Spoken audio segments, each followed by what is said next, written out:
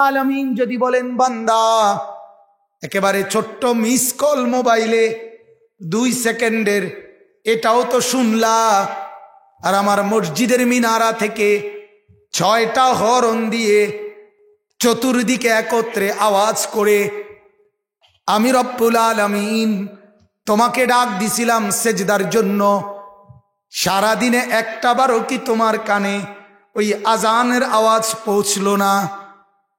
কি জবাব বলেন না, কি জবাব? হায় হায়। এজন্য এটা মনে রাখবেন, 5 ওয়াক্ত নামাজের সেজদা যার কপালে নাই তার মতো গাদ্দার এই জমিনে নাই। সে নিকৃষ্ট গাদ্দার, নিকৃষ্ট বেয়াদব, নিকৃষ্ট বেয়াদব, অসভ্য নাম্বার 1, বেয়াদব নাম্বার 1, গ্রেট বেয়াদব, যার কপালে সেজদা নাই। যার কপালে সেজদা নাই সে সরাসরি ইবলিসের অন্তর্ভুক্ত। আল্লাহ তাআলা বললেন লা ইলাহা ইল্লাল্লাহ, তাহলে এটা কিন্তু শুধু কালেমা না, এটা শুধু কালেমা না, এটা একটা বিপ্লব, এটা একটা ঐতিহাসিক ঘোষণা, এটা একটা জিন্দেগির মিশন, এটা জিন্দেগিকে তাওহীদমুখী করা, যে লা ইলাহা ইল্লাল্লাহ। আরো টাকা দরকার না, মালিক যা দিছে তাই যথেষ্ট। সুখ আরো দরকার না, মালিক যা দিছে তাতেই সন্তুষ্ট।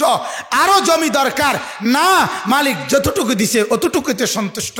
হার হালাতে আল্লাহ তাআলার উপরে রাজি থাকা, এটার নাম লা ইলাহা ইল্লাল্লাহ। আমার শায়েখ আল্লামা মুফতি মুশতাকুন নবী সাহেব বলে, আল্লাহ তাআলা যেন তার 500 বান্দা, বুঝায় আর কি উদাহরণ দিয়ে, যে 500 বান্দা আল্লাহর এখানে দাঁড় করাইছে, ফেরেশতাদেরকে দিয়ে আল্লাহ তাআলা বলতেছে যে ফেরেশতারা বুঝে নাও, আমার এই বান্দা এই কাজ করবে, এই কাজ করবে, এই কাজ করবে। প্রত্যেকের মধ্যে আল্লাহ তাআলা কর্ম বন্টন করে দিছে।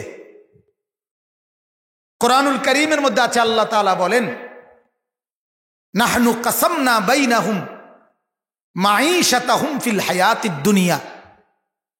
আল্লাহ তাআলা বলেন আমি রব্বুল আলামিন এই জমিনের মধ্যে দুনিয়ার জীবনে কে কোন ভাবে উপার্জন করবে, কোন ধারায়, চাকরি, ব্যবসা, ক্ষেত খামার, কুলে মজুর, বিভিন্ন প্রেশার।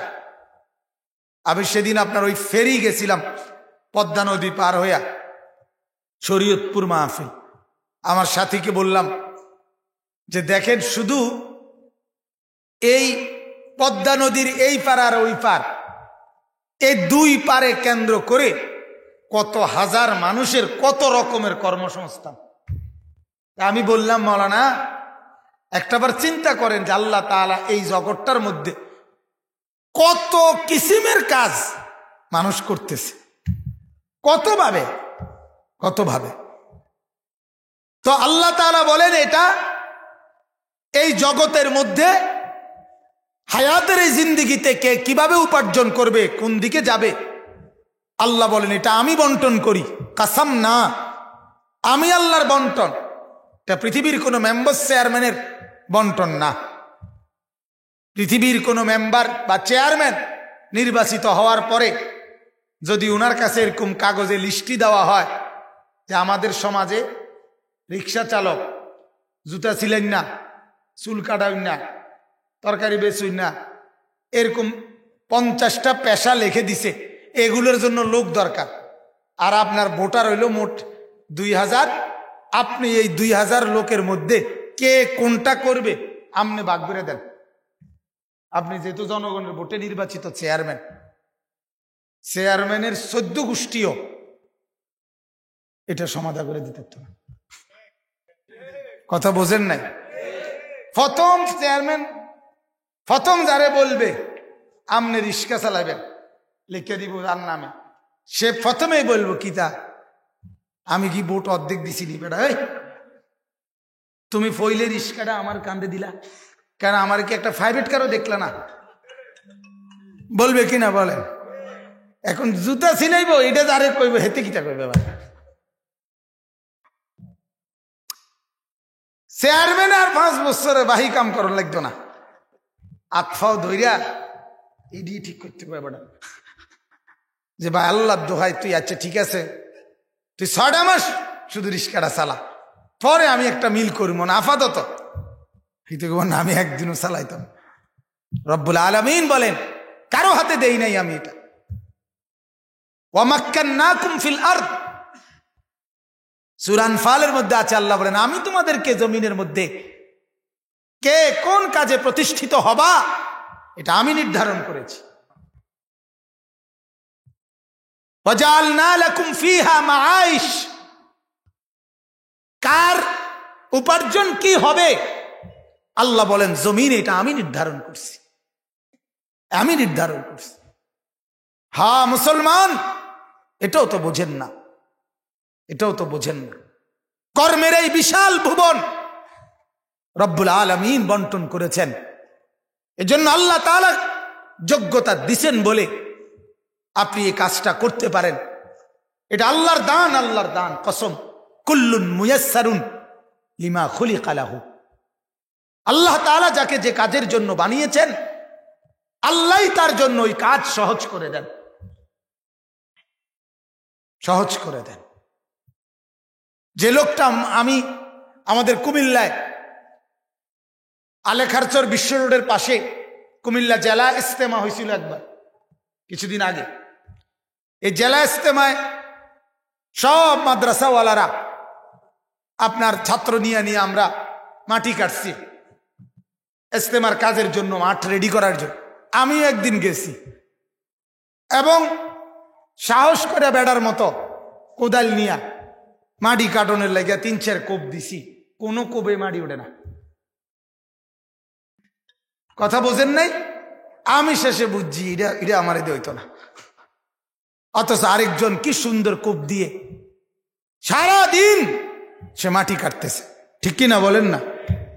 তাহলে এইভাবে প্রত্যেকটা কাজ আল্লাহ তাআলা বলেন আমি বন্টন করি, আমি করার সক্ষমতা দেই, করার মতো বুঝ, দেমাগ, আগ্রহ, আন্তরিকতা এটা আমি দিয়েছি, আমি দিয়েছি।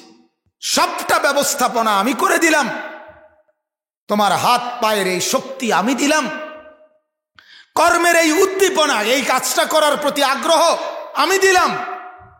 সব যখন ঘুষাইলা তো এবার মনে রাখলা সবাইকে, ভুলে গেলা বান্দা শুধু আমাকে, ভুলে গেলা শুধু আমাকে। হায় নাফরমান, ভুলে গেলা শুধু আমাকে। ভিটাও কিনলা, ঘরও বানলা, দোকানও দিলা, মাল সামানও উঠলা, হাঁটতে চলতে সবাইকে বললা ভাই দোকান দিছি দোয়া করেন, দোকান দিছি দোয়া। আল্লাহ রাব্বুল আলামিন যেন ডেকে বলে বান্দা আসর মাগরিব এশার একটা সেজদা দিয়া আমারও তো একবারও জানাইলা না, আমারও তো একবারও জানাইলা না। সিজার করার আগে সবাই রে জানাইলা, সিজার যখন হয়ে গেল আবারও সবাইকে জানাইলা, কিন্তু এরই মাঝে আসর মাগরিব এশার টাইম চলে গেল, এর ভিতরে আমাকে একটা সেজদা দিয়া আমি মাওলাকে জানাইলা না। কিন্তু আমেরিকার চাচা, ইটালির বাতিজা, তার কাছেও খবর পৌঁছছে, কিন্তু আমি মাওলার কাছে তো খবর পাঠাইলা না।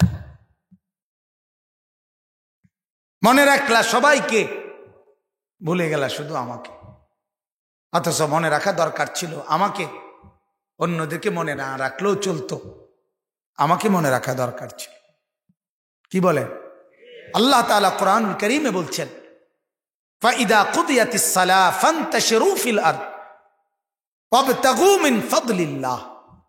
বান্দা তোমার নামাজ যখন মসজিদে শেষ হয় তো নামাজ শেষ করে তুমি জমিনে ছড়িয়ে পড়ো এবং আমার দেওয়া রিজিক তালাশ করো।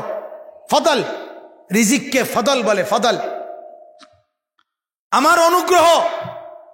প্রত্যেকটা রিজিককে আল্লাহ তাআলার অনুগ্রহ বলে, দিতে বাধ্য না মালিক। 1 লোকমা ভাত আল্লাহ দিতে বাধ্য না, বাধ্য? 1 ঢোক পানি দিতে আল্লাহ আমাকে বাধ্য? তাইলে এটা ফদল, এটা অনুগ্রহ মালিকের।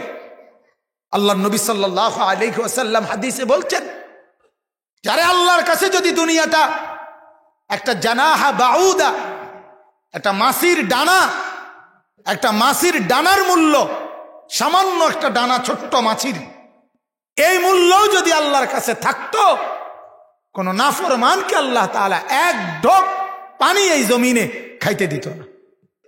আল্লাহ তাআলা বলে, প্রাপ্য হিসাবে দেই না, তোমার অধিকার হিসাবে আমি দেই না, আমি এমনিতে দেই, এমনি দয়া হিসাবে দেই।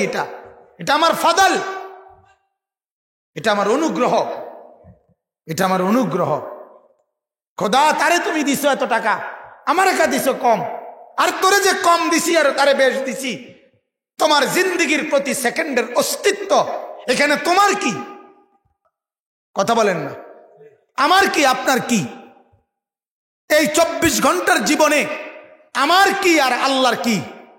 আমার কোনটা কোনটা বলেন, বলেন না কেন? কোনটা আপনার আছে? আলাম নাজআল লাহু আইনাইন। রব্বুল আলামিন বলে, বান্দা বলো তো, ওই যে দুইটা চোখ, এটা কি আমি দেই নাই? কে দিয়েছে বলেন? বলেন, সবাই বলেন, জোরে বলেন, আল্লাহ। ওয়া লিসানান ওয়া শাফাতাইন। আল্লাহ বলে, ওই যে জিহ্বাটা, যেটা দিয়ে 24 ঘন্টা কথা বলছো বান্দা, ওইটা কি আমি দেই নাই? কে দিয়েছে বলেন? ওয়া শাফাতাইন, দুইটা ঠোঁট, আল্লাহ বলেন, এটা কি আমি দেই নাই? কে দিয়েছে বলেন? আল্লাহ। আল্লাহ বলেন, বান্দা ওই দুইটা চোখ তো আমি দিয়েছি, ওই যে জিহ্বা আমি দিয়েছি, ওই যে ঠোঁট আমি দিয়েছি। আল্লাহ যদি এবার বলে, বান্দা যে দুইটা চোখ আমি মাওলা দিলাম, বিনিময়ে আমার কোরআন, এই দুই চোখে কেন একবারও দেখলা না? আমি কি একবারও কোরআন টুকুর প্রতি তোমার চোখের নজর, এইটুকু কি আমি আল্লাহ পাই না? কি বলবেন? আলামিন যদি বলেন, বান্দা একেবারে ছোট্ট মিস কল মোবাইলে 2 সেকেন্ডের, এটাও তো শুনলা, আর আমার মসজিদের মিনারা থেকে 6টা হরন দিয়ে চতুর্দিকে একত্রে আওয়াজ করে আমি রব্বুল আলামিন তোমাকে ডাক দিছিলাম সেজদার জন্য, সারাদিনে একটা বারও কি তোমার কানে ওই আজানের আওয়াজ পৌঁছলো না? কি জবাব বলেন না? কি জবাব? হায় হায়। এজন্য এটা মনে রাখবেন, 5 ওয়াক্ত নামাজের সেজদা যার কপালে নাই, তার মতো গাদ্দার এই জমিনে নাই। সে নিকৃষ্ট গাদ্দার, নিকৃষ্ট বেয়াদব, নিকৃষ্ট বেয়াদব, অসভ্য নাম্বার 1, বেয়াদব নাম্বার 1, গ্রেট বেয়াদব, যার কপালে সেজদা নাই। যার কপালে সেজদা নাই সে সরাসরি ইবলিসের অন্তর্ভুক্ত। আল্লাহ তাআলা কোরআনুল কারীমে বলছে, লাম ইয়াকুম মিনাস সাজিদিন। ইবলিস কে ছিল জানো? আল্লাহ বলে, সে ছিল ওই ব্যক্তি যে সেজদাকারীদের অন্তর্ভুক্ত নয়, তার নাম ইবলিস। এটা কোরআন আল্লাহ বলছে। 2 নম্বর আল্লাহ বলছে, সেজদা যে করে না সে অহংকারী। সে কি? অহংকার।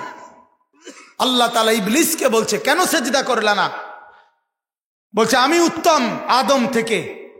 আল্লাহ তাআলা বলছে, ফাহবিত মিনহা, বের হয় এখান থেকে বেটা। ফামা ইয়াকুনু লাকা আন তাতাকাব্বারা ফিহা। এই নাফরমান, আমি রবের সামনে অহংকার করার জায়গা এটা না। কেন সেজদা করলি না? বের হ। সেজদা একটা না করার কারণে আল্লাহ তাআলা অহংকারী হিসাবে ঘোষণা দিয়ে তারে তাড়ায় দিছেন, তারে কিয়ামত পর্যন্তের জন্য বিতাড়িত করে দিয়েছেন। আর আপনার ছেলে বছরের পর বছর সেজদা করে না, মাসের পর মাস সেজদা করে না, এটা মানুষ গড়তেছেন না? হ্যাঁ, আপনার ছেলে মানুষ হইতেছে। গত 1 বছরে আপনার ছেলেটার কপালে ফজরের নামাজের সেজদা কোনোদিন জোটে নাই। এটা মানুষ হইতেছে না?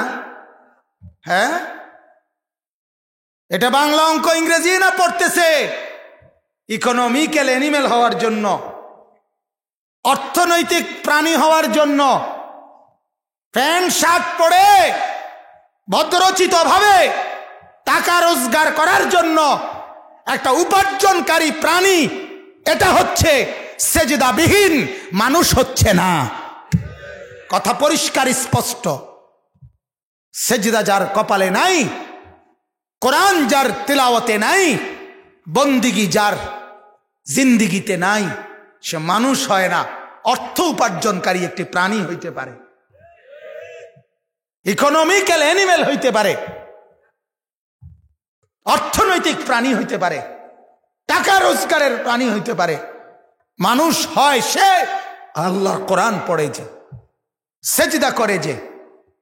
সেজদাবিহীন ব্যক্তিকে, কোরআনবিহীন ব্যক্তিকে, গোলামিবিহীন ব্যক্তিকে, বন্দিগি ছাড়া মানুষকে আল্লাহ তাআলা বানানেওয়ালা, কোম্পানি বানানেওয়ালা বলছে সে মানুষ না, সে জানোয়ার।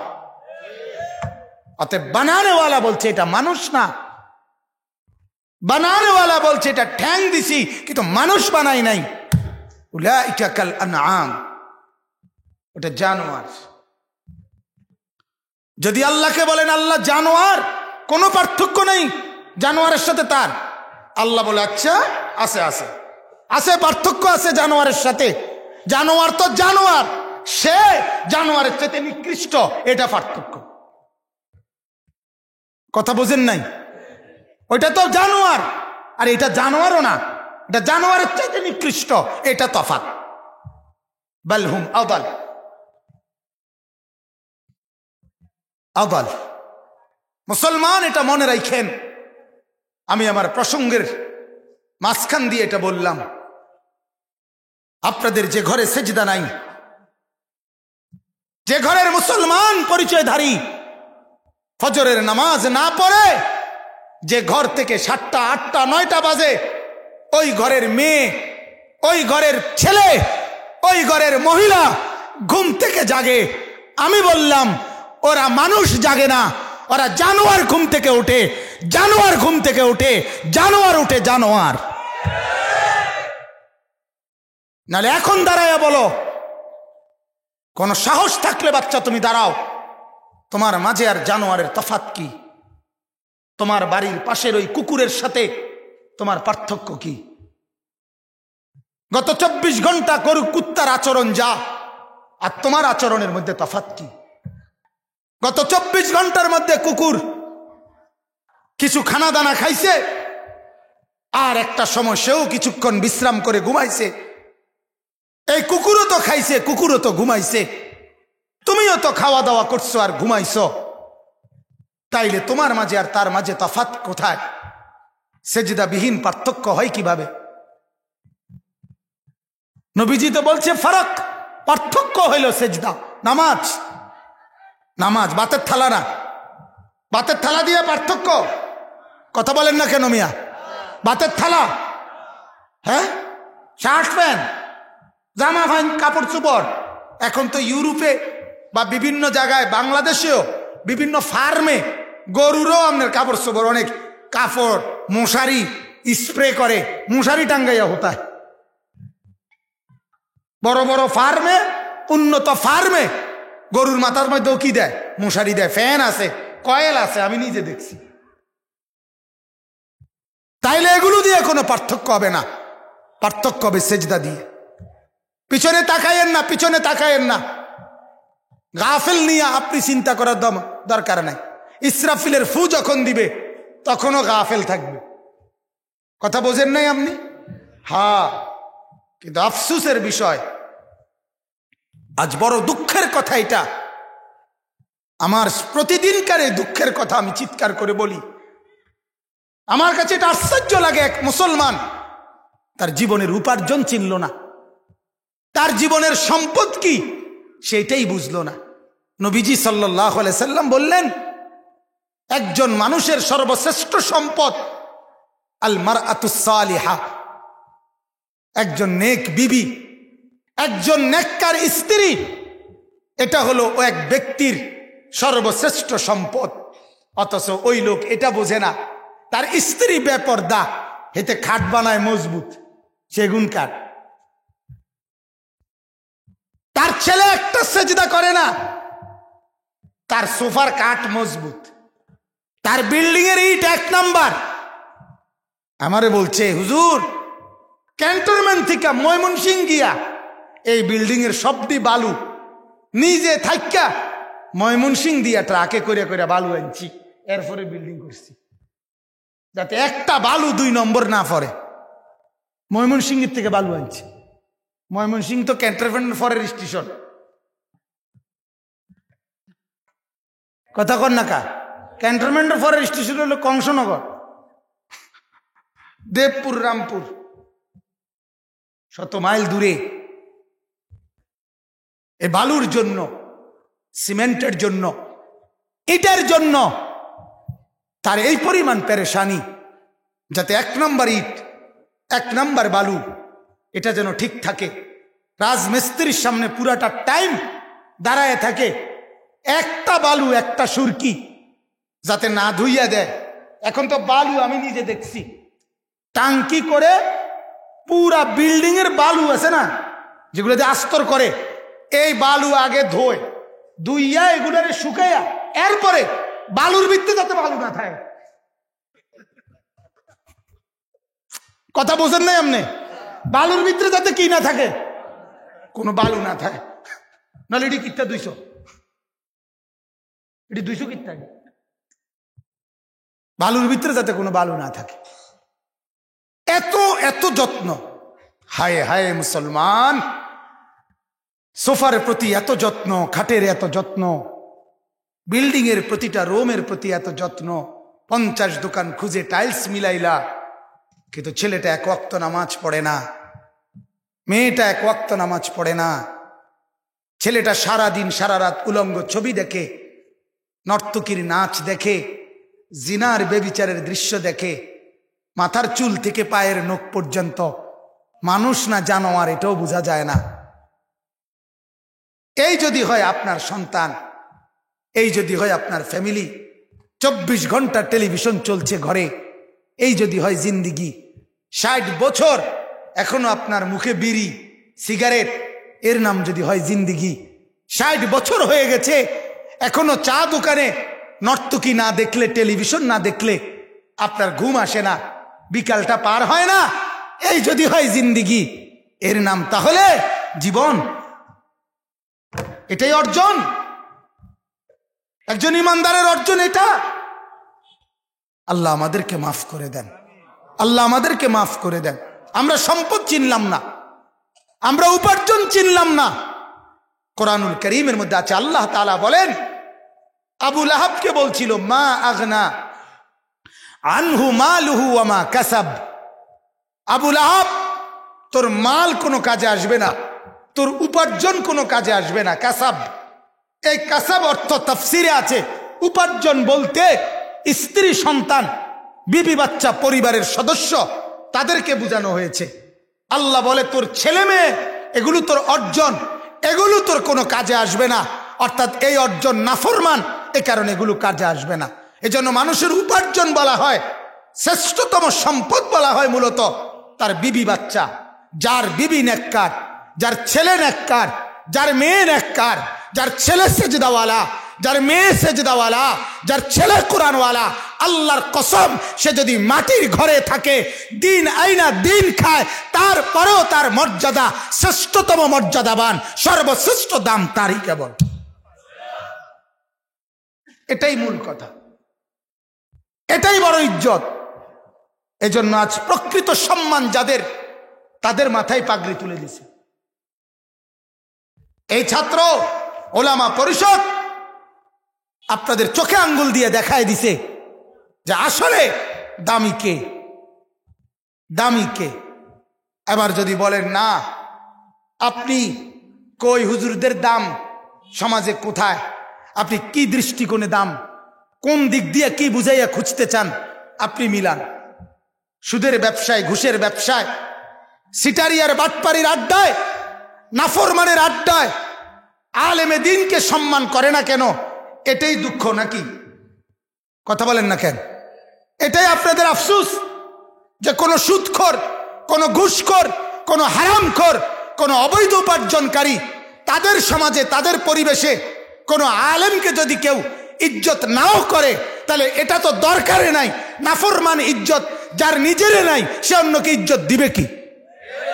ইজ্জতের মালিক যিনি, ইজ্জত তিনি দিবে। ইজ্জত আছে যার কাছে, দিবেও তো তিনি। আল্লাহ তাআলা বলে, ওয়ালিল্লাহিল ইজ্জাতু, ইজ্জত তো আমি আল্লাহর জন্য, আর এজন্য আমি বলছি তো ইজ্জু মান তাশা, আমি যাকে চাই তাকে ইজ্জত দেই। ইজ্জত আছে তো আমার কাছে, ইজ্জত দেবো তো আমি। আল্লাহ আমাদেরকে বুঝার তৌফিক দান করুক। তাইলে ওই কথাটা বলতেছিলাম, ওয়াবতাগু মিন ফাদলিল্লাহ, আল্লাহ তাআলা বলেন আমার রিজিক তালাশ করো বান্দা। এটা তোমার কোনো যোগ্যতা না, আমার দয়া, আমার অনুগ্রহ। তবে ওয়াযকুরুল্লাহ কাসীরান, এইটা বলতেছিলাম। সর্বাবস্থায় জিন্দেগীর যেখানেই থাকো না কেন, রিজিকের তালাশে তুমি যাই করো না কেন, আল্লাহ বলেন আমি আল্লাহর জিকির, আমার স্মরণ সঙ্গী বানাইও, আমাকে সাথে রাখো, আমাকে সাথে রাখো। দস্ত বকার দিল বয়ার, হাত থাকবে কাজে, দিল থাকবে আমি মাওলার সাথে। হাতে হাতে কাজ করবা, জবানে, এই জবানে আমি মাওলাকে ডাকবা। তাইলে লাআল্লাকুম তুফলিহুন, আমি আল্লাহ ওয়াদা দিচ্ছি তুমি নিশ্চিত কামিয়াব হয়ে যাবা, সফল হয়ে যাবা, তুমি সফল হয়ে যাবা। এবার আরো এদিকে আসেন, যে কথার থেকে আমি ওখানে গেছিলাম গা। আল্লাহ তাআলা বলে এই জমিনের মানুষকে কি করবে এগুলা বন্টন করে কে? মনে আসেনি? এই কথার থেকে চলে গেছিলাম। নাহনু কাসামনা, তো ওই যে 500 লোককে দাঁড় করাইছে, ফেরেশতারাও আছে, এখান থেকে গেছি কেনা, ওনারা তো দাঁড়াইয়ে রয়েছে ওই লোকটি, আর ওই যে লোকগুলোর দাঁড় করে রাখছিলাম। আচ্ছা, তো এই 500 লোক আল্লাহ পাক রব্বুল আলামিন এর মধ্যে মনে করেন 450 লোককে কাজ বন্টন করে দিছে। কেউ রিক্সা, কেউ সিএনজি, কেউ অটো, কেউ দোকান, কেউ কৃষি, কেউ বিদেশ, কেউ চাকরি, এরকম হাজার কিসিমের কাজ আল্লাহ তাআলা বন্টন করে দিছেন। ফেরেশতাদেরকে বলছে তোমরা তাকে কাম বুঝাই দাও, যার যার কামে সহযোগিতা করো। এখন রয়ে গেছে 50 জন লোক। কয়জন লোক? তো ফেরেশতারা এবার জিজ্ঞেস করল, আল্লাহ 450 লোকের কাজ দিলেন, এই 50 জন লোককে রেখে দিলেন। তো আল্লাহ পাক রব্বুল আলামিন বললেন, ফেরেশতারা এদেরকে আমি আমার কাজের জন্য রাখছি, এদেরকে আমি আমার জন্য রাখছি, ওরা অন্য কাজে লাগে যাক, এদেরকে দিয়ে আমার একটু ব্যক্তিগত কাজ আছে। আমি এই পৃথিবীবাসীর কাছে আমার বন্ধুর মাধ্যমে ওয়াদা দিছিলাম, ওয়া ইন্না লাহু লাহাফিজুন, আমার নাজিলকৃত কোরআন ইসরাফিলের ফু পর্যন্ত জমিনবাসীর জন্য আমি সংরক্ষণ করব, আমার কোরআন আমি সংরক্ষণ করব, এটা আমার একটা ওয়াদা আছে।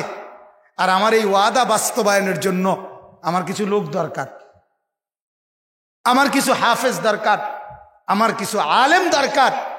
আমি রব্বুল আলামিন এই কাজের জন্য এই মানুষগুলোকে বাছাই করলাম, এরা আমার বাছাই। সুম্মা আওরাসনাল কিতাব আল্লাযীনা ইসতাফাইনা মিন ইবাদিনা, এটা কোরআনের আয়াত, সূরা ফাতিরের আয়াত। আল্লাহ তাআলা বলে, ও বান্দা শোনো, আমি এই সৃষ্টি জগতে 1,24,000 কিংবা 2,24,000 নবী এবং রাসূল, আদম থেকে আখিরি নবী সাইয়্যিদুনা নবিয়ুনা মুহাম্মদ সাল্লাল্লাহু আলাইহি ওয়াসাল্লাম পর্যন্ত এই 1,24,000 নবী বা 2,24,000 নবী আমি যে শব্দ দিয়ে বাছাই করেছি, আল্লাহ বলে কিয়ামত পর্যন্ত নবী এবং রসুলের পরবর্তী, আখিরি নবীর পরবর্তী এই কোরআন পড়নেওয়ালা, কোরআনের ইলমওয়ালা বানাবো যাদেরকে, আমি আল্লাহ ওই একই শব্দ দিয়ে তাদেরকেও আমি আল্লাহ বাছাই করেছি। সমস্ত আম্বিয়া যেমন আমার বাছাই, সমস্ত হাফেজে কোরআন আমার বাছাই, সমস্ত উলামায়ে উম্মত আমার বাছাই। বলেন আলহামদুলিল্লাহ।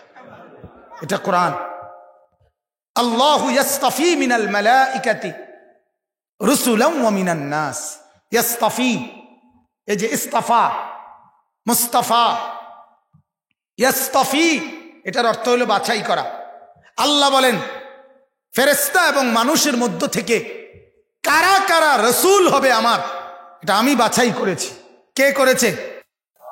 আবার এই আয়াতে আল্লাহ তাআলা বলেন সুম্মা আওরাসনাল কিতাব আল্লাযীনা ইসতাফাইনা মিন ইবাদিনা। এই যে ওইখানে বলছে ইয়াসতাফি, এখানে বলছে ইসতাফাইনা, একই মাজদার, একই শব্দ। সুবহানাল্লাহ। আল্লাহ বলে বন্ধু, আপনি চলে আসলে আপনার পরে কিয়ামত পর্যন্ত এই কোরআনের ওয়ারিস, উত্তরাধিকার আমি আল্লাহ বানাবো আমার কোটি কোটি বান্দার মধ্য থেকে। তাদেরকে ইস্তাফাইনা, আমি বাছাই করব যাদেরকে। কে বাছাই করে? এই জন্য দেখেন না কতজনে লাখ টাকা খরচ করছে, অনেক টাকা ব্যয় করছে, কিন্তু ছেলেকে হাফেজ আলেম বানাইতে পারে নাই। কতজন দিন মজুরও আছে, সামান্য খেটে খাওয়া মানুষ, তার সন্তানও জামানার বিখ্যাত হাফেজ আলেম হয়েছে। বলেন আলহামদুলিল্লাহ, বলেন আলহামদুলিল্লাহ। আমরা হাদিসের কিতাবে এমন বহু মুহাদ্দিসের নাম আমরা পড়ছি যাদের পূর্বপুরুষ আপনার সামান্য পেশা, জুতা সেলাই করছে, কামারের দোকানে কাজ করত, কুমারের কাজ করত। এরকম ব্যক্তিদের সন্তানও জমানার শ্রেষ্ঠ বড় আলেমে দ্বীন হয়েছে। এই হিন্দুস্তানের একজন বড় মুফতি আজম ছিলেন দারুল উলুম দেওবন্দ মাদ্রাসার।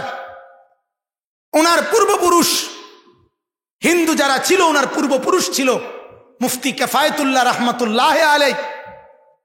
দারুল উলুম দেওবন্দের প্রধান মুফতি ছিলেন। ওনার পূর্বপুরুষ জুতা সেলাই করত, মুচির কাজ করত।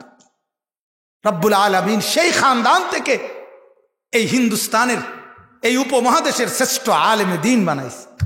বলেন আলহামদুলিল্লাহ। কেন এটা? আল্লাহ বলেন এটা আমার বাছাই। কার বাছাই বলেন না? আর আমার বাছাই। অতএব আমি আপনাদের কাছে আজকে এই রাত গভীরে বেশিক্ষণ দেরি করতে চাই না। আমি শুধু একটা কোরআনের আয়াত পড়ছি, এই আয়াতটার একটা কথা শুধু বোঝানোর জন্য আয়াতটা পড়ছি। আর অল্প একটু সময় এই কথাটা বুঝাইলেই আমার কথা শেষ।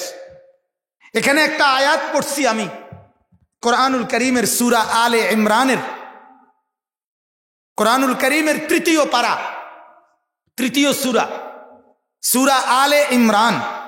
এই সূরার 18 নম্বর আয়াত। কত নম্বর আয়াত? এই সূরাটার এই আয়াতটাতে আল্লাহ তাআলা প্রথমত বলছেন যে লা ইলাহা ইল্লাল্লাহ। এই কালেমা আল্লাহ ছাড়া আর কোনো ইলাহ নাই।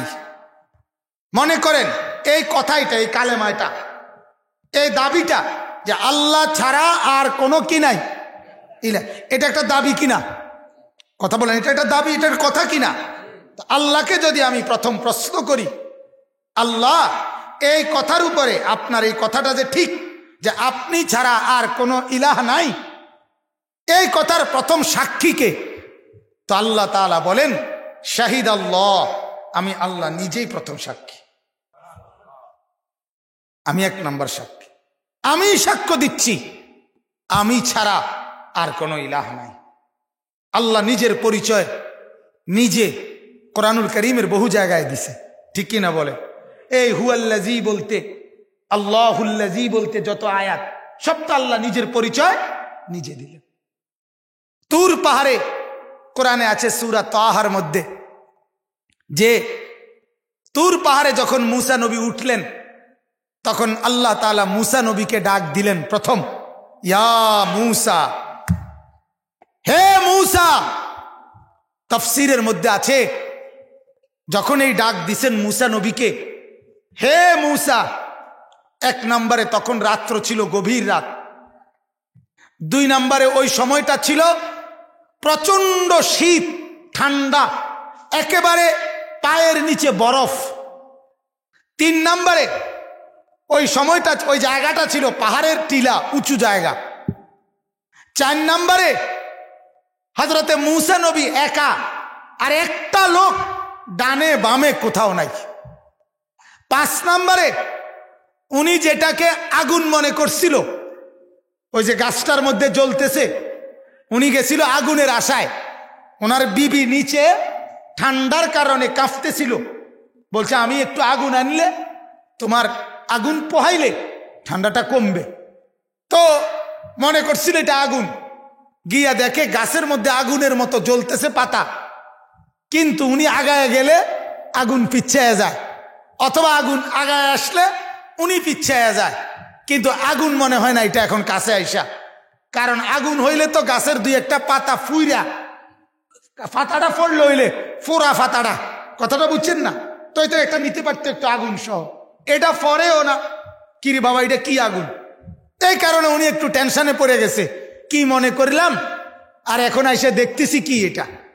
এই অবস্থায় অন্ধকার রাত, কনকনে শীত, পাহাড়ের টিলা, একাকী অবস্থা, এরপরে ভয় প্রীতি অবস্থায় এই সময়ে আল্লাহ তাআলা ওনাকে ডাক দিছেন, ইয়া মূসা, হে মূসা। তাফসীরে আছে এই ডাক একই সাথে সামনে পিছনে, ডানে বামে, উপরে নিচে, এমনকি মূসা নবীর শরীরের মধ্যে যতগুলো লোম কূপ ছিল প্রত্যেকটা শিরায় শিরায় লোমের কূপ থেকে, ভেতর থেকে একসাথে এই আওয়াজ বাইর হয়েছে। এত দিকে বাইর অন্ত লাগে না। আমার মতো বেডই যদি এরম অন্ধকার রাতে পাহাড়ের উপরে শীতের মধ্যে পিছন দিয়ে কেউ ডাক দেয়, আনিস, আমার দৌড় দেখে কি? ঠিক না কথা? আমার ড্রাইভার যদি ফোন দেয়, হুজুর গাড়ি তো ওঠেন, আর তুই গাড়ি চালাইয়া আমি দৌড়ি, ঠিক কি না বলেন? তো মূসা নবী সুবহানাল্লাহ উলুল আজম নবী ছিলেন, খুব হিম্মতওয়ালা নবী ছিলেন। এই ভীতিকর পরিস্থিতিতেও উনি ওইখানে স্টিল মজবুত দাঁড়াইছিলেন, সুবহানাল্লাহ। এবং তাফসীরের মধ্যে আছে উনি মনে মনে আওড়াইছেন, কে আপনি যিনি আমাকে ডাকলেন? এই তখন আল্লাহ তাআলা নিজের পরিচয় দিছে, ইন্নানি আনাল্লাহ। মূসা চেনো নাই, আমি হলাম আল্লাহ। সুবহানাল্লাহ। ইন্নানি আনাল্লাহ। এরপরে রব্বুল আলামিন বলেন, মূসা আরেকটু পরিচয় বলি, লা ইলাহা ইল্লা আনা, আমি শুধু আল্লাহ না, আমি ছাড়া আর কোনো ইলাহ নাই। মূসা নবী বললেন, রব্বুল আলামিন আপনি ছাড়া যদি আর কেউ না থাকে তাইলে আমাকে এখন কি করতে হবে বলেন? আল্লাহ বললেন, ফাবুদনি। কাজেই মূসা আমি ছাড়া যেহেতু আর কেউ নাই, অতএব শুধুই কেবল আমার বন্দিগি করো। এবারে মূসা নবী বললেন, রব্বুল আলামিন যদি বন্দিগি করতে চাই তাহলে আপনার ইবাদত শুরু করব কি দিয়ে? তো আল্লাহ তাআলা বলেন, আকিমিস সালাতা লিযিকরি, আমার স্মরণে মূসা নামাজ আদায় করো, নামাজ। এজন্য ঈমানের পরে বন্দেগী শুরু হয় কি দিয়ে? নামাজ দিয়ে, সেজদা দিয়ে। তাইলে দোস্ত মোমেন পরিচয় দেওয়ার পরে, ইমানদার পরিচয় দেওয়ার পরে তোমার কপালে যদি সেজদা না থাকে, নামাজের সেজদা না থাকে নওজোয়ান, তাইলে তুমি মোমেনের পরিচয় কি দিয়ে দাও? তোমার জিন্দেগির শুরুটাই তো নাই, তোমার মুসলমান পরিচয়ের প্রথমটাই তো নাই, তাইলে তুমি কি দিয়ে বাকিটা সময় পার করো? আহা, আল্লাহ আমাদেরকে বুঝার তৌফিক দান করুক, বুঝার তৌফিক দান করুক। তাইলে আমার বলার উদ্দেশ্য এই কথাটা, লা ইলাহা ইল্লাল্লাহ, এই কালেমার প্রথম সাক্ষী কে? আবার বলেন কে? এবার আল্লাহকে বললাম, আল্লাহ এ কথার উপরে আপনার সাথে আর আছেনি সাক্ষী কেউ? আল্লাহ বলে আছে, আরো দুইজন, আরো দুই দল আছে আমার, যারাও আমার সাথে এই কথার সাক্ষী দিবে, লা ইলাহা ইল্লাল্লাহ। এক নাম্বার ওই আমার সাথে দুই দলের প্রথম দল, ওয়াল মালাইকাতু, আমার সমস্ত ফেরেশতা। আমার যেই কোন ফেরেশতাকে জিজ্ঞাসা করবা, সে বলবে লা ইলাহা ইল্লাল্লাহ, আল্লাহ ছাড়া আর কোনো কি নাই, ইলাহ। তিন নাম্বার অর্থাৎ দ্বিতীয় দল, আল্লাহ বলেন ওয়া উলুল ইলম কাইমাম বিল কিসত। এই শব্দটা বলার জন্য আমি শুধু এই আয়াত পড়ছি। আল্লাহ তাআলা বলেন আমার সাথে সঙ্গী বানিয়ে আমি আরো একটা দলকে আমার এই কালেমার সাক্ষী হিসেবে পৃথিবীতে পেশ করছি। তারা হলো যতজন ওয়াহির ইলমওয়ালা উলামায়ে কেরাম, উলুল ইলম, ইলমওয়ালা, ওয়াহির জ্ঞানওয়ালা যতজন, তাদের যাকে জিজ্ঞাসা করবা সেই সাক্ষী দিবে লা ইলাহা ইল্লাল্লাহ। সুবহানাল্লাহ। সমস্ত উলামায়ে কেরাম, সমস্ত ইলমওয়ালারা, ওয়াহির ইলম যাদের মধ্যে আছে, তারা প্রত্যেকেই নিষ্ঠার সাথে, সততার সাথে, ইনসাফের উপরে প্রতিষ্ঠিত থেকে সর্বপ্রথম এটা বলবে, अगरचे बुत है जमात की आस्तीनों में मुझे है हुक्म खुदा ला इलाहा इल्लल्लाह।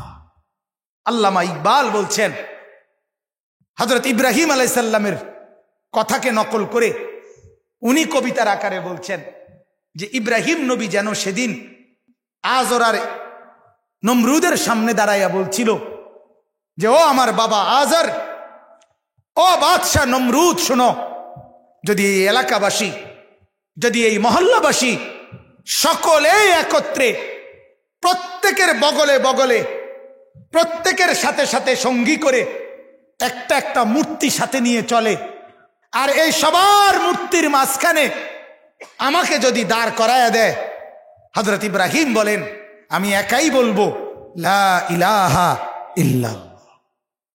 এ সমাজ যেদিকে যায় যাক, এ সমাজ কাইত হয়ে যাক আর শীত হয়ে যাক, এই সমাজে গুনার নাফরমানি তুফান ছুটুক, ইনশাআল্লাহ আমরাও একথা স্পষ্ট বলি, যারা উলামায়ে উম্মত, উলামায়ে কেরাম, তারা এই জাতির রাহবারি ছাড়বে না এবং আল্লাহর কালেমার সাক্ষী, দ্বীন ও ঈমানের খেদমত এক মিনিটের জন্য ছেড়ে দিবে না, ছাড়বে না। এটাই উলামায়ে উম্মতের শান, এটাই উলামায়ে উম্মতের মিশন। পৃথিবী উল্টে যাক, আল্লাহ তাআলা বলছেন আলাইকুম আনফুসাকুম, নিজেকে মজবুত ভাবে গড়ে তোলো, লা ইয়াদুররুকুম মান দাল্লা ইযা ইহতাদাইতুম। সবাই যদি পথভ্রষ্ট হয়ে যায়, তারপরেও তুমি আর পথ হারা হবা না। একজন আলেমে দ্বীন নিজেকে এভাবে গড়ে তোলে। সেই প্রাইমারি স্কুল পাশ করে 11 বছর বয়সে মাদ্রাসায় ভর্তি হয়েছি। ব্রাহ্মণবাড়িয়া দারুল আরকাম মাদ্রাসায় পড়তাম আমি। ব্রাহ্মণবাড়িয়া দারুল আরকাম মাদ্রাসা প্রথম যেই ছাত্রদেরকে দিয়ে আমার উস্তাদে মুহতারাম আল্লামা শায়েখ সাজিদুর রহমান দামাত বারাকাতুহুম শুরু করছেন, যেই ছাত্রদেরকে দিয়ে প্রথম যেই বেস, আমি সেই বেসের ছাত্র। আমাদেরকে দিয়েই দারুল আরকাম শুরু হয়েছে। তো সেই দিন থেকে আজকের 41 বছর বয়স, এখন 1981 ইংরেজিতে জন্ম, 41 বছরের সময়ে আজকের এই দিন পর্যন্ত আর কোনোদিন আলহামদুলিল্লাহ চোখের সামনে চুলের কত কাটিং দেখলাম, প্যান্টের কত মডেল দেখলাম, কত সিফা ডোলা, কত তারসিরা, কত তারওয়ালা, কত হুতাওয়ালা, রশিওয়ালা, কত কিছু দেখলাম। কথা বলেন না কেন? কত কি, আমরা তো আর চোখ বন্ধ করে থাকি না, আমরা তো আর ওয়াজ শেষে সাঁতের দেশে যাই গে না। কথা বলেন না কেন? হ্যাঁ, কত কিছুই তো দেখলাম বেটা, কিন্তু কোরআনের এই ইলমের বরকতে, কোরআনের এই নূরের বরকতে পৃথিবী তুফান হোক, গুনার নাফরমানির মধ্যে ডুবে যাক, তো উলামায়ে উম্মত এক লেবাসে, এক চুলে, এক টুপিতে, এক সাদা পাঞ্জাবি পায়জামা লুঙ্গি, এটুকু দিয়েই তাদের পুরা জিন্দেগি পার করছে। পৃথিবীর সমস্ত ফ্যাশন আর তুফানের মধ্যেও একা দাঁড়িয়ে বলেছে এটাই নিয়ম, এটাই পোশাক পরেছেন যেটা মুহাম্মদুর রাসূলুল্লাহ সাল্লাল্লাহু আলাইহি ওয়াসাল্লাম। কাইমাম বিল কিসত, ইনসাফের উপরে প্রতিষ্ঠিত, সততার উপরে প্রতিষ্ঠিত, আদালতের উপরে প্রতিষ্ঠিত। দোস্ত, ওলামায়ে কেরামের মর্যাদা আপনারা বুঝেন না। আপনারা বাতের থালা দিয়ে মর্যাদা মাপেন, আপনারা টাকা দিয়ে মর্যাদা মাপেন, আপনারা টাইলস দিয়ে মর্যাদা মাপেন, আপনারা বিল্ডিং দিয়ে মর্যাদা মাপেন, আপনারা দুনিয়ার মধ্যে কারিবারি দিয়ে মর্যাদা মাপেন। এই জন্য আপনার চোখে মনে হয় আলেমের ইজ্জত নাই, কিন্তু সেই আলেম কি পরিমাণ দামি আপনি একবার ভাবেন। ওই মানুষটা, যে মানুষটা 6,000 টাকা বেতন দিয়ে 1 মাস সংসার চালায়, কিন্তু মালিকের একটা মাসে কোনোদিন হারাম রোজগার করে না, আর 90,000 টাকা, আমি তো স্পষ্ট বলি 90,000 টাকা, লাখ টাকা কামাই করার পরেও ওই নাফরমান 3টা কিস্তি 4টা কিস্তি সুদের ওই অক্টোপাসের মধ্যে যে নিজেকে জড়িয়ে রাখে, সে উত্তম নাকি মাত্র 6,000 টাকার হালাল রোজগার দিয়ে আল্লাহর জমিনে জিন্দেগি পার করে যে সে উত্তম? আপনার বিবেকে কি বলে? কথা বলেন না কেন? কিস্তিওয়ালা উত্তম, সুদখোর উত্তম, ঘুষখোর উত্তম? তাইলে টাকার বিচারে মাফলেন কেন? বলেন। আমরা বেকুব দেখে না? আপনারা মনে করছেন আমরা বেকুব? টেহা কেমনে কামাইতো আমরা বুঝি না, টেহা কেমনে সুদে লাগায় যে বোঝন। সুদে টাকা লাগানোর জন্য, টাকা কামাই করার জন্য ফ্যান ফিন্দন লাগে নাকি? লুঙ্গি ফিন্দুন না কোনো সুদকুন নাই? কথা কথা কেন? মানে স্যান্ডেল ফিন্দুন না কোনো সুদকুন নাই? হ্যাঁ, কথা বলে না কেন? হ্যাঁ, তাইলে কোন নাফরমানি? আরে দোস্ত, আমি তো একথা স্পষ্ট বলি, একথা তো পরিষ্কার কথা। এই উলামায়ে উম্মত, এই উলামায়ে কেরাম ওই আরশে আজিমের দিকে তাকায় থাকে, মালিকের রহমের দিকে তাকায়া বলে, মালিক অল্পটুকু দিয়ে এই দুনিয়া পার করলাম, সবর করে বুক বেঁধে রাখলাম। আল্লাহ আপনি আরশে আজিম থেকে আখিরাতে হাসরের ময়দানে জান্নাতের নিয়ামত দিয়া পুরাইয়া দিয়েন। তো আল্লাহ তাআলাও যেন ডেকে বলে, সবর করো, আমি পূর্ণ নিয়ামত দিয়ে জান্নাতে পুরাইয়া দেব। হ্যাঁ, কোরআনুল কারীমের মধ্যে আছে, ওয়াজআলনাহুম আইম্মাতান, আমি তাদেরকে ইমাম বানিয়েছি। লাম্মা সাবারু, আছে না কোরআনে? লাম্মা সাবারু, যখন তারা সবরের পরীক্ষায় উত্তীর্ণ হয়েছে, আমি আল্লাহ তাআলা তখন তাদেরকে ইমাম বানিয়েছি। অতএব আপনি এটা ভাবেন। আমার প্রসিদ্ধ একটা চিৎকার আছে, আওয়াজ আছে, যেটা আমি চিৎকার করে বলি যে কোনো হারামখোরের কিস্তি শেষ হয় না, হারামখোরের কিস্তি শেষ হয় না।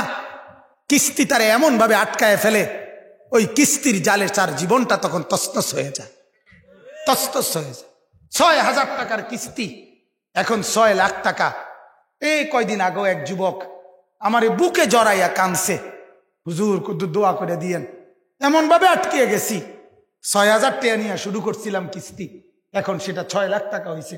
এখন বিবি বাচ্চা নিয়ে ঘরে থাকি না, বউ বাচ্চা থাকে, আমি বাহিরে বাইরে থাকি, কারণ ওই যে কিস্তিওয়ালারা আইয়া খুঁজে। কথা বলে আফসোসের ব্যাপার, আফসোসের ব্যাপার। আমার এই ঢাকার বড় শিল্পপতি আপনার দোয়া চাইছে আমার কাছে, হুজুর একটু খাস করে দোয়া করেন, একটু ঋণে আসি। আমি জিজ্ঞাসা করছিলাম, আমার ঘনিষ্ঠ পরিচিত মানুষ, কত টাকা ঋণী? দোয়া করার জন্য জিগাইলাম, ওই যে 900 কোটি টাকা ঋণ, 900 কোটি টাকা লোন ওনার। পরে আমি হাসতে হাসতে কইছিলাম, ভাই 900 কোটি টাকার দোয়া আমার মতো বেড়ে দিয়ে হতো না, যে হুজুরও লাগবে হয়ে যাবে।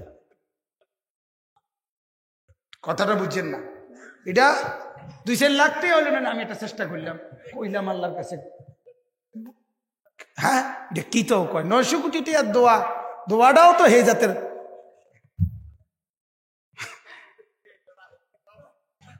এক মাহফিলে এটা বলার পরে এক শ্রোতার থেকে একজন আইয়া কইছিল, হুজুর এটা লেগে দেওয়ানবাগি তে লাগবে, তে তো মরে গেছে, তে হইলে সুবিধা হইতো। তে মোটামুটি কি আছিল,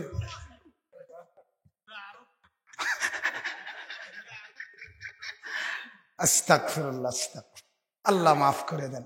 তো আমার বাপ, আমি এটাই বললাম কথাটা, তাইলে আমরা শেষ প্রান্তে নিয়ে যাই। আল্লাহ তাআলা বললেন লা ইলাহা ইল্লাল্লাহ, তাহলে এটা কিন্তু শুধু কালেমা না, এটা শুধু কালেমা না, এটা একটা বিপ্লব, এটা একটা ঐতিহাসিক ঘোষণা, এটা একটা জিন্দেগির মিশন, এটা জিন্দেগিকে তাওহীদমুখী করা, যে লা ইলাহা ইল্লাল্লাহ। আরো টাকা দরকার না, মালিক যা দিছে তাই যথেষ্ট। সুখ আরো দরকার না, মালিক যা দিছে তাতেই সন্তুষ্ট। আরো জমি দরকার না, মালিক যতটুকু দিছে অতটুকুতে সন্তুষ্ট। হার হালাতে আল্লাহ তাআলার উপরে রাজি থাকা, এটার নাম লা ইলাহা ইল্লাল্লাহ। এটা অনেক বড় ব্যাপার, এটা অনেক বড় ঈমান। আর আল্লাহ তাআলা বলেন, এ কথার শ্রেষ্ঠ সাক্ষী আমার সাথে সমস্ত ইলমওয়ালারা, ওয়াহির ইলম যাদের আছে। তাইলে এবার কথার সমাপ্তি হলে এই কথাটা বুঝানো, আমরা তাফসীরের মধ্যে পড়ছি যে এই একটা আয়াত, এখানে একটা শেষ একটা কথা আছে, আপনারা সবাই জানেন, বুঝবেন এই কথাটা, যে এখানে আল্লাহ তাআলা লা ইলাহা ইল্লাল্লাহ এ কথার প্রথম সাক্ষী বলছেন কাকে? নিজেকে। কাকে? 2 নাম্বার ফেরেশতারা, বলেন না ফেরেশতা। 3 নাম্বার সমস্ত ইলমওয়ালা, ওলামায়ে কেরাম, সমস্ত ওলামারা। এখন 1 নম্বরে এখানে একটা প্রশ্ন, যে আল্লাহ তো লা ইলাহা ইল্লাল্লাহর সাক্ষী নিজেকে বললেন, ফেরেশতাদেরকে বললেন, ওলামায়ে কেরামকে বললেন, তো মাঝখানে একটা গুরুত্বপূর্ণ গ্রুপকে আল্লাহ তাআলা উল্লেখ করলেন না, সেটা হলো সমস্ত নবী এবং রাসূল। ওনারা সমস্ত আম্বিয়ারা, নবীরা, আদম থেকে নিয়ে আমাদের নবী পর্যন্ত সমস্ত নবী তো এই কালেমার সাক্ষী, ঠিক কি না বলেন না? কারণ সমস্ত আম্বিয়া কেরাম পৃথিবীতে আসার মিশনটাই তো ছিল কি? লা ইলাহা ইল্লাল্লাহ। সব নবীদের প্রথম আহ্বান জনগণের সামনে, আল্লাহর বান্দাদের সামনে কি কথার? এই কথার, ঠিক না বল? নবীদের দাওয়াত কি? এটাই তো সমস্ত আম্বিয়াদের দাওয়াত, এটা না? ইয়া কওমি ইবুদুল্লাহ মা লাকুম মিন ইলাহিন গায়রুহু, আল্লাহ ছাড়া আর কোনো ইলাহ নাই, আল্লাহরই গোলামি করো। তাইলে সমস্ত নবীদের, সমস্ত রাসূলদের সাক্ষী ছিল কি? লা ইলাহা ইল্লাল্লাহ। এখন উলামায়ে কেরামের কথা বলল, এলেমওয়ালা, কিন্তু নবী এবং রাসূলদের কথা তো এই আয়াতে নাই। এই কথাটাই বলার জন্য তাফসীরের মধ্যে লিখছে যে সমস্ত নবী, শুনতেছেন, সমস্ত রাসূল প্রত্যেকের নবুয়ত এবং রিসালতের সাথে তাদের মূল পরিচয় হলো সমস্ত নবী ছিলেন এলেমওয়ালা। নবী মানে কি ওয়ালা? আরে বলে না, বে এলেম কোন নবী হইতে পারে না, বে এলেম কোন রাসূল হইতে। নবী মানে কি ওয়ালা? এলেমওয়ালা। রসুল মানে কি ওয়ালা? এলেম। এজন্য আল্লাহ তাআলা বলছেন ওয়া উলুল ইলম, এলেমওয়ালা ওয়াহির এলেম যাদের, তারাই সাক্ষী দিবে লা ইলাহা ইল্লাল্লাহ এই কথার।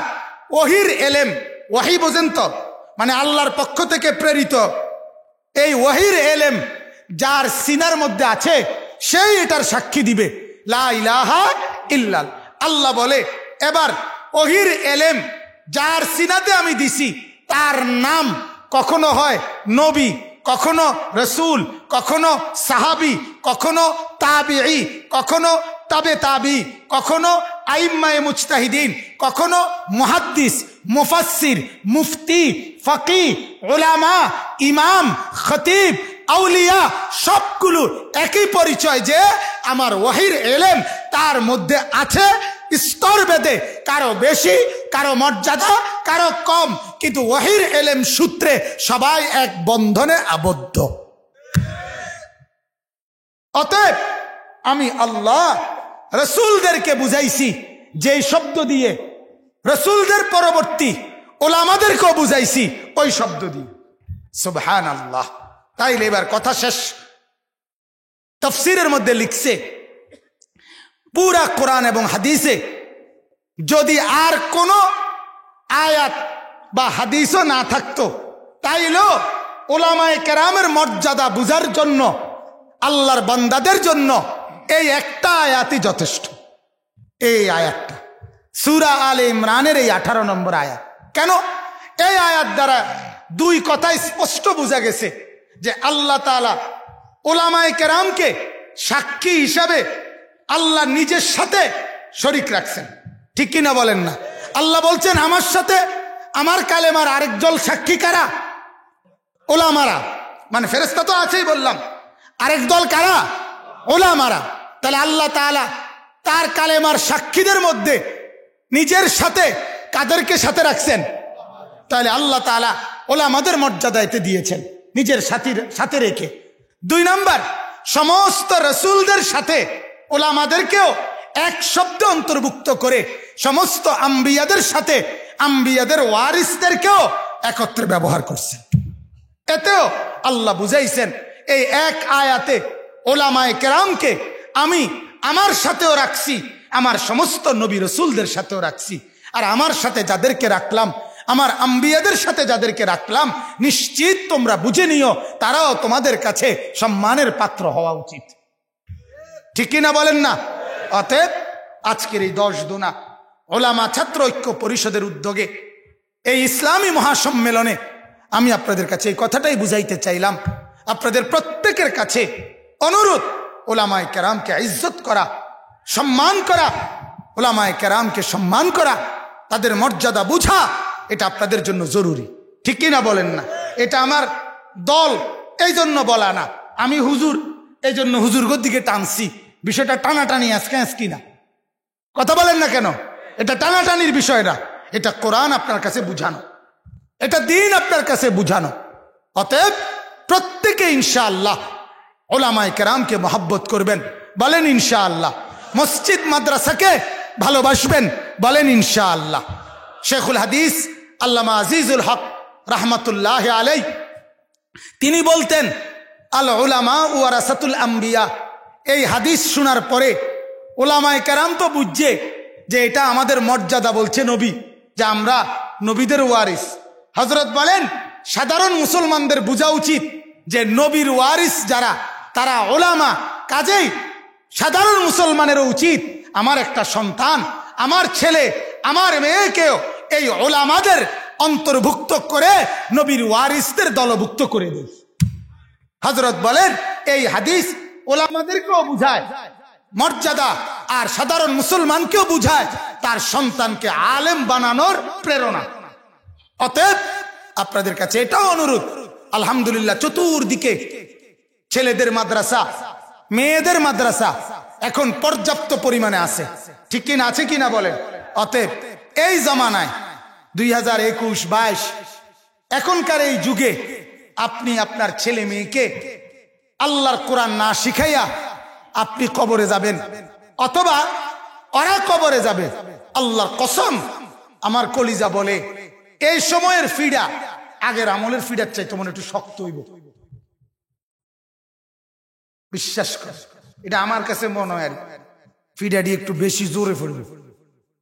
কারণ হইল ফেরেশতা বলবে, কি ব্যাপার কাকা, আগেও না এরকম কম যাইতো যে 10 গ্রামে মাদ্রাসা একখান ঠিক মতো আসিল না, এখন তোমার কিলোমিটারের ভিতরে চতুর্দিকে এত মাদ্রাসা থাকার পরেও ছেলেটাকে কোরআন থেকে বঞ্চিত করলা, মেয়েটাকে কোরআন থেকে বঞ্চিত করলা, ঘটনাটা কি? তোমার তো আসলে শক্ত ফিডা ফিডন দরকার, ঠিক কিনা বলেন? অতএব মেহেরবানি করে আপনারা আপনাদের ছেলে মেয়েদেরকে অবশ্যই দ্বীন শিখাবেন, বলেন ইনশাআল্লাহ।